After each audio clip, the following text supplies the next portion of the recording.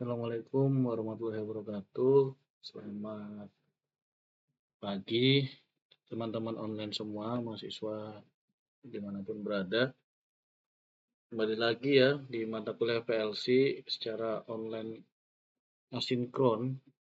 Bahwasanya di pertemuan pertama saya sudah menjelaskan terkait dengan relay ya, terkait dengan relay, pembahasannya, bagaimana cara kerjanya, bagaimana cara menghubungkannya ke sebuah sumber tegangan atau power supply. Lalu untuk di pertemuan 2 ini, kita akan langsung masuk ke PLC. Biasanya kalau kita menggunakan PLC yang tidak berbentuk trainer, jadi kita harus tahu dulu ya, apa sih yang harus kita rangkai, kita hubungkan pengkabelannya, agar PLC itu dapat diprogram, seperti itu. Nah, di pertemuan kali ini kita akan membahas bagaimana wiring atau memasang kabel PLC agar ready untuk diprogram ya, seperti itu. Di pertemuan di mata kuliah PLC ini ya, kita menggunakan PLC dari brandnya Mitsubishi dengan tipenya adalah FX5U ya, FX5U. Oke, sebenarnya kalau pengabelan seperti ini, teman-teman itu sebenarnya bisa lihat cara wiringnya itu di mana. Biasanya para engineering itu akan merujuk ke user manualnya. Jadi ini adalah biasanya rujukan bagi kita, baik itu seorang engineer atau programmer yang akan mencoba memulai melakukan pekerjaan dengan PLC. Jadi teman-teman itu bisa lihat di sini ya, bagaimana PLC itu dirangkai di kabel, di pengkabelan, dan PLC itu ready untuk dijalankan atau diprogram. Oke, secara singkatnya seperti ini ya. Jadi PLC FX5U itu kalau dari depan ada beberapa komponen yang teman-teman wajib tahu. Jadi yang pertama itu nomor 1 ini ya, ini general mounting. Jadi gunanya itu untuk meletakkan PLC ini di atas DIN rail. DIN rail itu apa? Teman-teman bisa cari sendiri ya. Nah, ini jadi untuk ketika nanti teman-teman itu praktikum, itu nggak bisa asal pasang ya. Ini bentuknya adalah ada mounting DIN railnya. Jadi harus ini kita lepas dulu, atau kita tarik, kemudian kita pasang di DIN railnya. Jadi bukan dibaut lagi. Yang dibaut adalah DIN railnya. Yang kedua ini adalah expansion adapter connection. Seperti itu. Kalau misalnya tapi ini nggak dipakai ya expansionnya ini. Yang ketiga terminal block cover.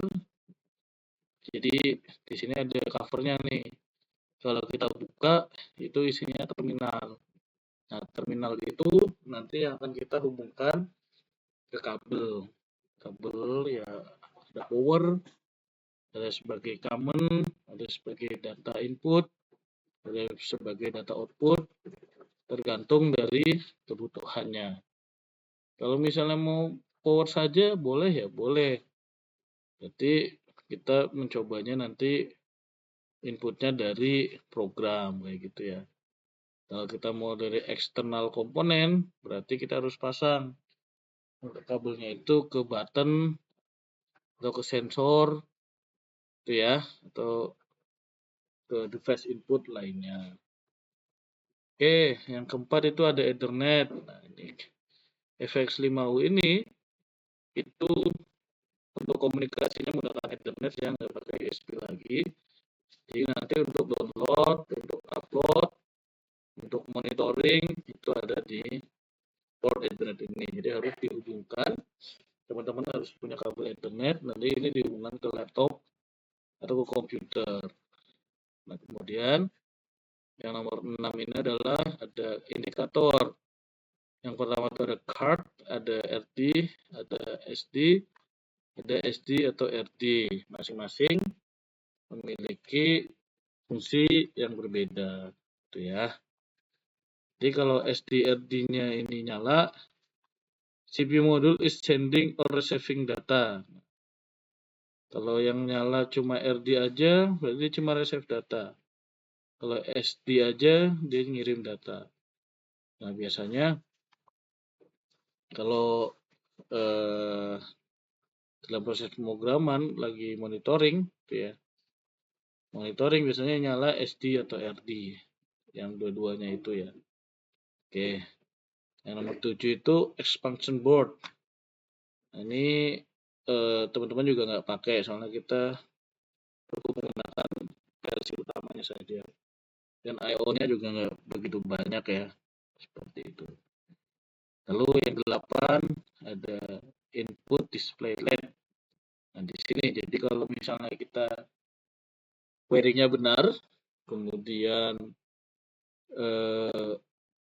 inputnya itu bekerja, misalnya button, kita koneksikan ke nomor 1, input 1, maka kita bisa lihat nih di sini indikatornya yang satu itu nyala atau tidak.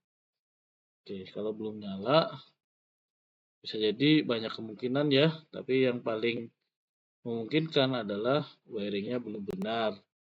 Jadi harus dikonfigurasikan lagi wiringnya, atau bisa dicek common-nya dan lain sebagainya, apakah powernya ada atau lain sebagainya.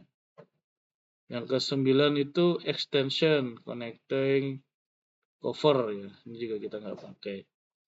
Yang ke-10 ada power LED, error LED, VRAM, kemudian backlight ya.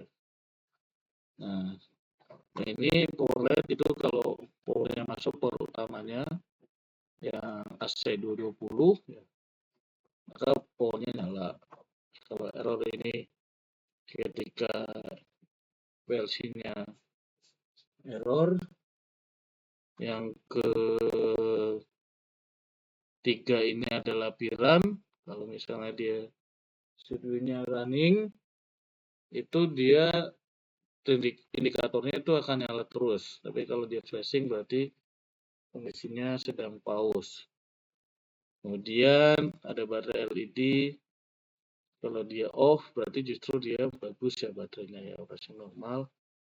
Tapi kalau dia flashing berarti ada baterai yang baterainya error. Seperti itu. Itu kalau covernya tertutup ya. Ketika covernya terbuka, maka tampilannya seperti ini, beda lagi. Jadi di balik cover itu ada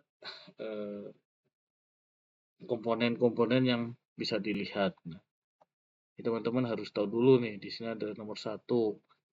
Itu built-in RS485 Communication Terminal Block.